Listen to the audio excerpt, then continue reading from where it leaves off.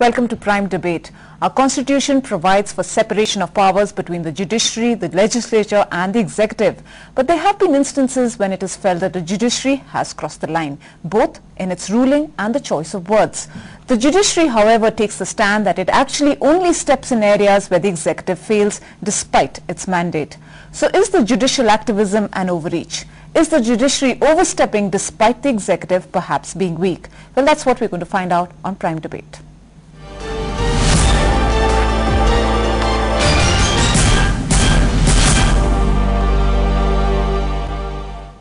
The centre recently moved the Supreme Court seeking recall of its judgment in the black money case, saying it encroached the turf of the executive. This is perhaps the first instance of a government openly terming the Apex Court order a clear instance of judicial overreach.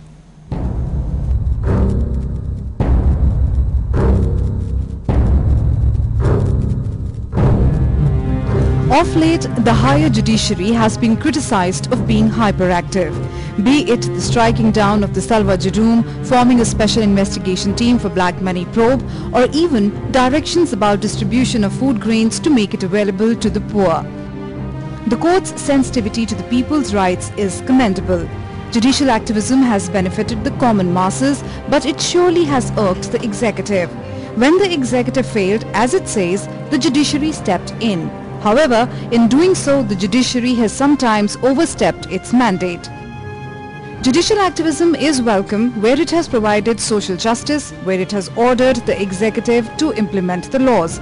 But at the same time, does the judiciary have the right to formulate policies or even question policy matters? However, in most recent instances of corruption, precious little would have come to light had it not been for civil society and the judiciary. The Constitution clearly divides the powers among the judiciary, executive and the legislature. The balance needs to be restored. And to discuss this issue, we are joined in the studios by Justice K.S. Grewal, a former judge of the High Court, Hemant Goswami, who is a social activist and chairman of the Burning Brain Society, Arshad Khan, he is the spokesperson of the Chandigarh Congress, Sanjay Tandon, President, Chandigarh BJP, and H.S. Gyani, Bar at Law and Advocate, Punjab and Haryana High Court. Well, thank you all for being with us this evening. Justice Grewal, if I do begin with you. You know, the Parliament is the ultimate judge of what the law should be, and the Supreme Court is what the law means. So would you agree with that? I disagree. Parliament frames the law. But what the law is, the Supreme Court, when the question comes up for interpretation, then the Supreme Court gives the interpretation. That is how the scheme of our Constitution works. But perhaps what you mean to say is that sometimes the Supreme Court oversteps the limit. Yes. But that is because the interpretation can be a conservative one or a liberal one. Sometimes a liberal interpretation has an activist kind of interpretation to a particular term or a particular clause of the legislation. So that is judicial activism. Some judges are by nature activist and some are by nature conservative. So you have some judges who sit on the fence, who join either the activists or the conservatives. You know, the crux so this is judicial activism. But what you perhaps mean by judicial activism in common parlance is that get the government to act. Right. That is slightly different. That's exactly what I want to know. Should the courts have a role in policy matters? Well, when nothing is happening in the executive, then the courts often step in. But I feel that they should do it in sparingly, and they should do it in very rare cases where it is absolutely necessary, because courts have so much on their plate, so much work, so many cases are lying awaiting decision. So perhaps that's where they should concentrate. Harpreet has been shaking his head and disagreeing, so I have to ask him to, do you agree that the courts actually should come in to policy matters? Let's now use the word activism. Let's use the word destructionist.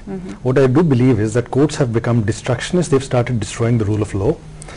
Our constitutional system says that what the law is going to be determined by the Parliament, and the courts are only supposed to implement it. And if there is a question whether given a certain law and a certain set of facts, A is right or B is right, the courts are supposed to give an interpretation at that stage. But Assuming that there is a vacuum, assuming that there is a void, there is absolutely no power given to any court, to any judge to say that there is a vacuum, therefore I must fill that vacuum with my own good sense or with what I feel is right. If a judge feels that I should be activist, the most natural and the most wonderful thing would be for him to resign, run for parliament, and to make the law to fill that void. But sitting in a chair, having sworn to protect the law as it is, the judge cannot say, I will not protect the law as it is, but I will dictate what the law ought to be. It is not for the judge to say what the law ought to be. Yeah, he does have a point. That he protects the... but let me ask you a question, because you take up a lot of causes, right? So do you feel it's because you have to take up these causes because the executive is not doing its job? I think yes, that is one of the main reasons. So generally, whenever the courts take a step in, it's because the executive are not performing their job. We have a constitution, we have a chapter 3 in the constitution, which is the fundamental right.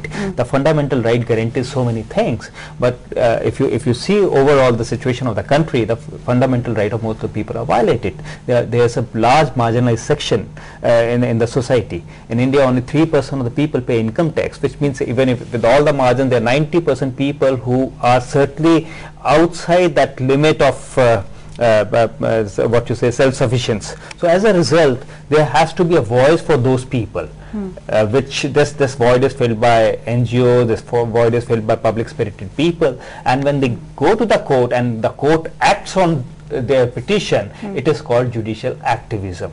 But this is actually not judicial activism. This is taking care of the marginalized people who are voiceless, who cannot go to the court and speak for themselves. Somebody has to go to the court and speak out for them, and the court has to take a decision based on the guiding principle of the constitution with the chapter 3 of the constitution. Right. But Sanjay, if I do bring you in at this point, we have on one level where one part is saying that the executive is not doing their job. We have another part who says that Harpreet says that the judge can't take up issues because he then has to get out of it. What would you have to say to that? You see, in both the matters, the fine line needs to be drawn. There is a Lakshman Rekha in between, and both sides should not cross it. I think that's the defining line. Right. Having said that, I still feel that the situation in the last couple of years where the country has reached, the judicial activism has come as a soothing factor to the common man. So when a common man enjoys that position, everyone starts liking it. If you take a dip of the population as a whole and ask them that whether the formation of SIT was right, you'll find 90% of the people supporting it, because the government was embarrassed. They were sitting on this, they were not doing anything, so there had to be somebody who steps in. What would you have to say to that? This cash for vote case, like you find in the last 3 days something is happening. It happened in 2008. Why was the CBI or why was the government or the investigation agency? Give me a reaction. Do you think that the government is actually not... Just a minute. Do you think that the government is not doing much? Go ahead. In these particular cases, then somebody starts thinking that why should we allow? After all, there are 4 legs of the system. You are also a part of it. Why you are holding this kind of a discussion? It is for the common man to understand what judiciary wants to say, what the people who go through the PILs they want to say, and what people like us, me or Arshad, we want to say. Naturally, there is a point. There is a point, and it is an important point. These 4 legs, if they do not function properly, the system will collapse. I get somebody the point. Let him just quickly answer that. Go ahead. Enshrined in the constitution is a separation of powers of the judiciary, the executive and the legislature. Now the specific instance that you are referring to, which is the formation of a special investigation team by the Supreme Court, I want to express my views on that. Which is that the apex court in its wisdom thought that they would appoint former judges of the Supreme Court and also some bureaucrats of different agencies. The government's reservation is one, the presence of the chief of RAW. Let me tell you that this is one department which works in total discretion. It's actually meant for counterintelligence. presence of a person there would necessarily open up floodgates to things that are unprecedented. Secondly, imagine the dichotomy of the situation where the trial court is going to sit on investigation that has been vetted by judges of the apex court. Now, if you look at all of these things, I personally take the government stand asking for a recall, because what you're doing is leading on to an unprecedented set of things that could probably tarnish the very foundations on which the Constitution has been based. No, but there's a reason behind it. The reason is that because the executive is failing, so they have to step in. But who decides what the executive is failing or not? See, just now Mr. Sanjay Tandon made an observation that if you took a dipstick analysis of the people, 90%, well, his is a hypothetical statement. But you know, Parliament is a democratic form of governance. It's not mobocracy. You know, just because a certain sentiment overrides, you don't override the Constitution itself. I would like to add something over here, what you're saying. Now, in the particular matter which is being referred over here, that is the formation of SIT. In case of SIT, I think what the Supreme Court did was absolutely right, because there is a vacuum. We don't have a machinery which can deal with these kind of scenarios, where you have to coordinate with other state government, other international governments, you have to go to other countries and things like that. Now, when you have a vacuum where there is no existing system and the courts step in, they find the executive don't have a system, they have nothing, they are not willing to do anything, they form an SIT. Now, why RAW would be needed? RAW is needed because RAW is the only agency which keeps an eye on all international affairs. They keep an eye on who is transacting money and who is doing what.